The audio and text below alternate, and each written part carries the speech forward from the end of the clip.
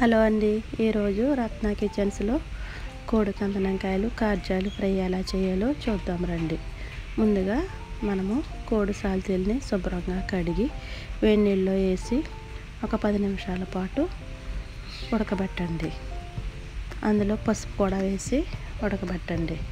కోడి సాల్తీలు అంటే ఏంటో అనుకునేరు, కందనంకాయలు కాజాలండి. గుడ్లు పేగులున్నా అవన్నీ కూడా వేసుకోవచ్చు. సేమ్ ఇదే ప్రాసెస్లో అదంతా కూడా ఇలాగే ఫ్రై చేయొచ్చు.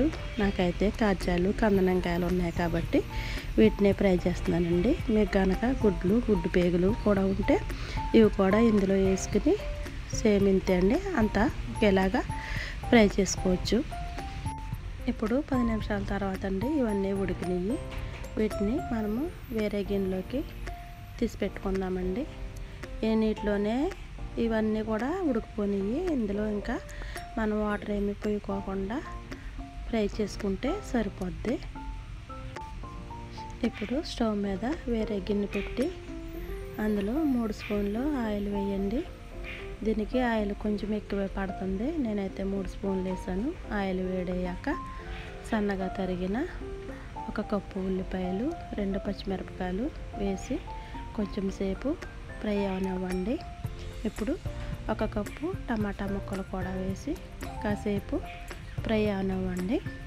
అందులో అల్లం వెల్లుల్లి పేస్ట్ వేయండి, 1 స్పూన్ వేయండి.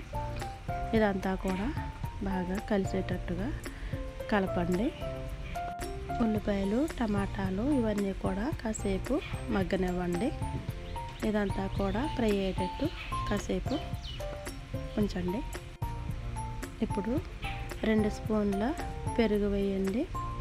అంటే నేను తక్కువ క్వాంటిటీ తీసుకున్నాను కాబట్టి 2 స్పూన్లు వేసానండి. మీరు ఎక్కువ తీసుకుంటే కనుక కొంచెం ఎక్కువ వేయండి. ఇప్పుడు మూత పెట్టి 10 నిమిషాల పాటు ఫ్రై అవనివ్వండి.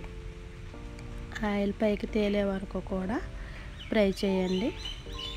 ఇప్పుడు 2 కరివేపాకు రెబ్బలు కూడా వేయండి. ఈ మిశ్రమాన్ని అంతా బాగా కలిసేటట్టు ఒకసారి కలిపేయండి.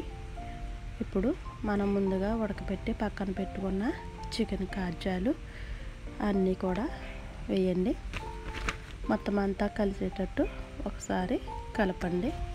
ఇదంతా కూడా కుక్ అయిపోయిందండి, రెడీ అయిపోయింది చాలా వరకు. ఇప్పుడు అందులో తగినంత ఉప్పు వేయండి, 1/2 టీ స్పూను పసుపు వేయండి, 2 స్పూన్లు కారం వేయండి. నేనైతే 2 స్పూన్లు వేసాను. మళ్ళీ మసాలాలు అవి ఉంటాయి కాబట్టి 2 స్పూన్లు వేసానండి. మీరు మీ ఇష్టం అండి. ఇప్పుడు ఇదంతా కూడా కలిసేటట్టు ఒకసారి బాగా కలపండి.